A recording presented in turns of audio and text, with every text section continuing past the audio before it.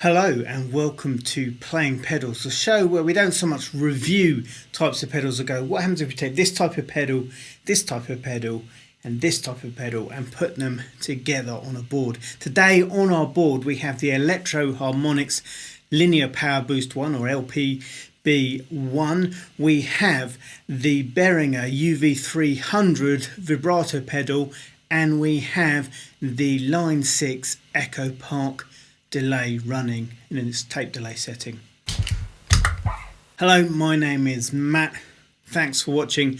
As ever, I am playing my Epiphone Gold top and it's going into a Vox AC4TV, and it sounds like this on the neck pickup, the middle pickup, and then on the bridge pickup. Okay, so let's have a quick look at the controls on the pedals today. So on the Linear Power Boost, it's a one knob pedal. We have our one knob here. Let's put the Linear Power Boost on. If I play a chord here,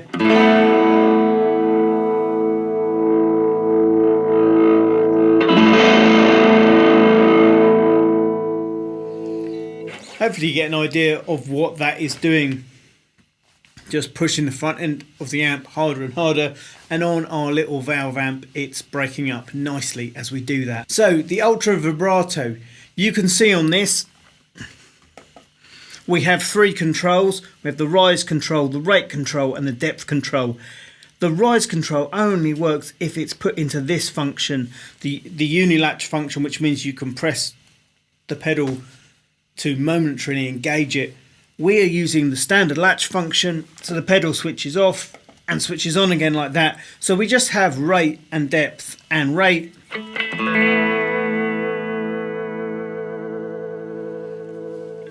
is, as you'd expect, how fast the pedal vibrates, and then set that in the middle again. The depth will be how deep that goes.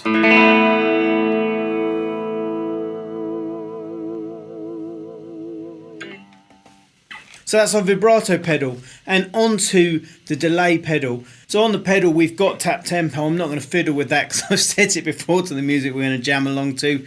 And we've got a mix control, how much. We have the number of repeats which we can wind up.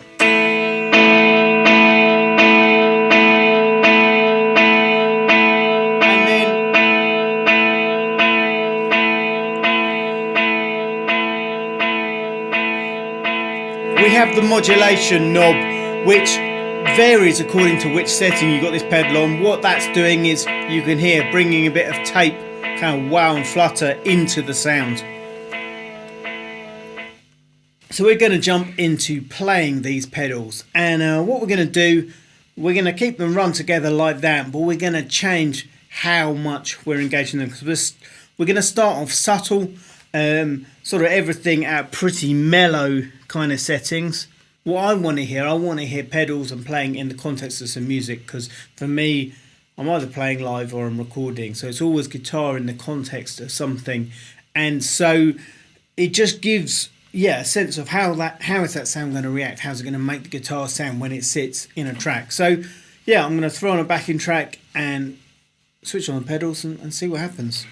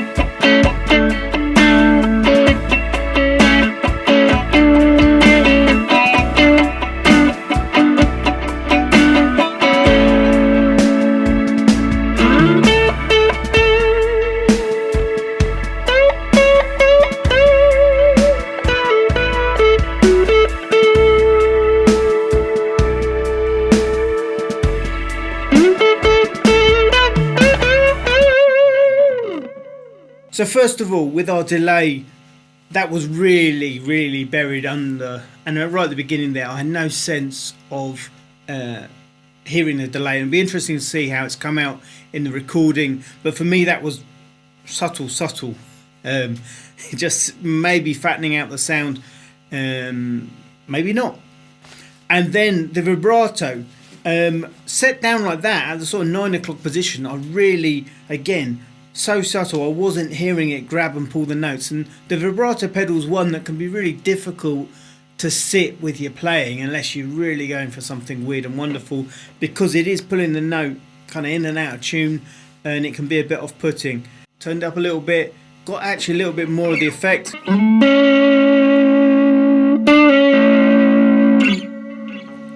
To me that's kind of nice. Look, the amount.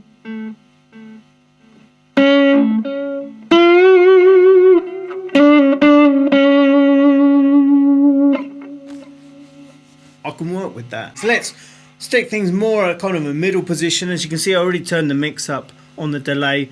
We'll add a bit of the modulation stuff in, although with the Echo Park kind of giving us some wow and flutter, and the vibrato, we could be getting a bit kind of sludgy, but we'll see how it goes.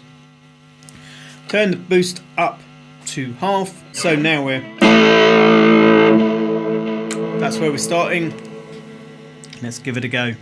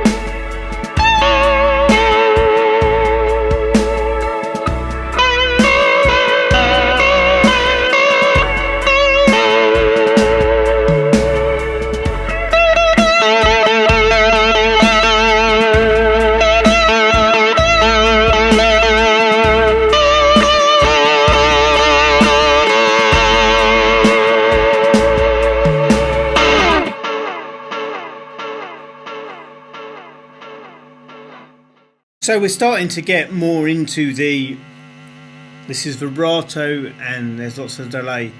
There's some quite nice sounds there, I have to say, with this turned up like that we had at the end.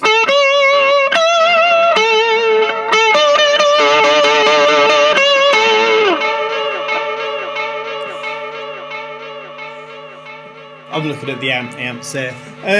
Yeah. I can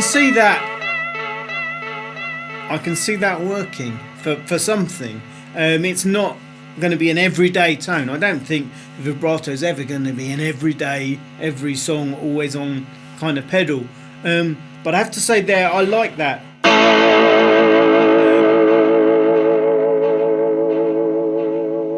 And combined with lots of delay, it's kind of swampy, and yeah, it's cool.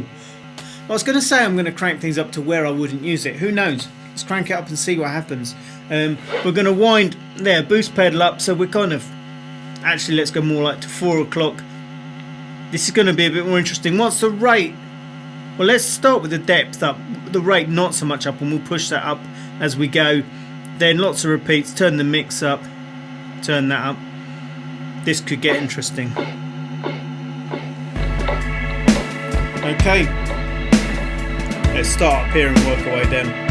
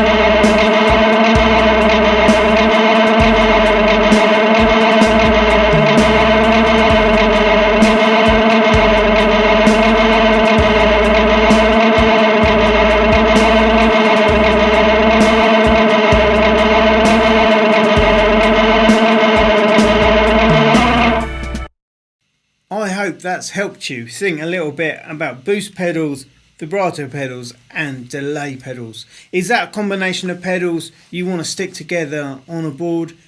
That's of course entirely up to you. In our quest for usable tones, I'd say there are some here. It's been a while since I've put the LPB-1 on my board, and I'm quite happy with how that's working with the amp. Obviously that's going to entirely depend on your guitar, your amp setting. One thing I haven't done today as well is I haven't been using the volume controls when I'm playing. Everything's just wound up to full here.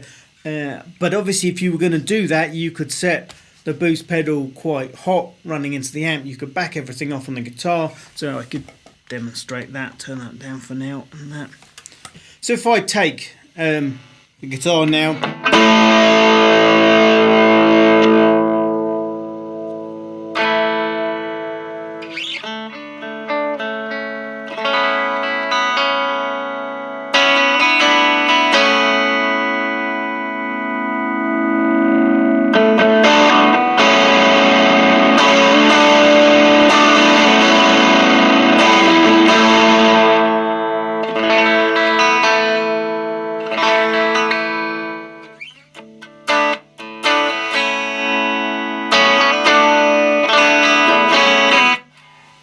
So plenty of options there to play with the volume control, and that could be a really great way if you had a little board like that.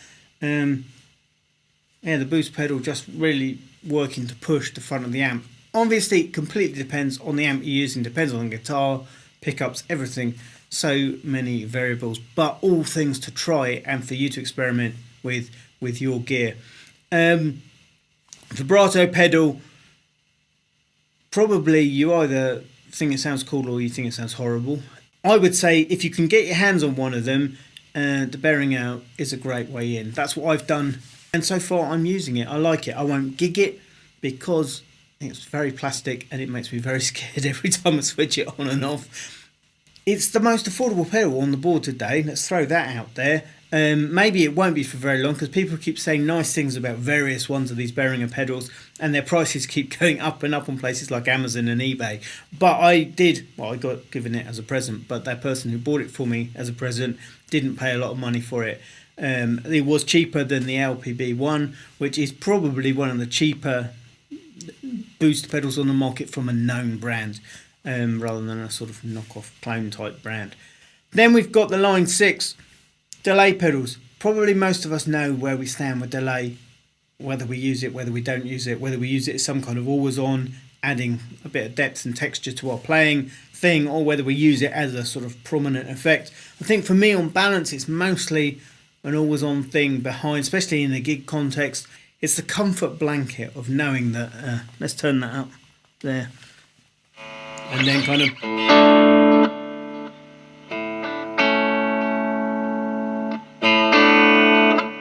even like that. There's not a lot of it, but it's just enough. And I guess through the years of my playing, I've done more using a delay like that than I have with using a reverb pedal. I have a reverb pedal now. It's a relatively new acquisition over the length of my guitar playing life. So there you have it. That is today's effects. I hope that has been helpful. And do leave a comment down below. Do join the conversation. What do you think of these pedals? Have you tried them? Have you got any recommendations of others that are similar in this kind of ballpark? Thanks very much for watching. I've been playing pedals. I'll see you next time.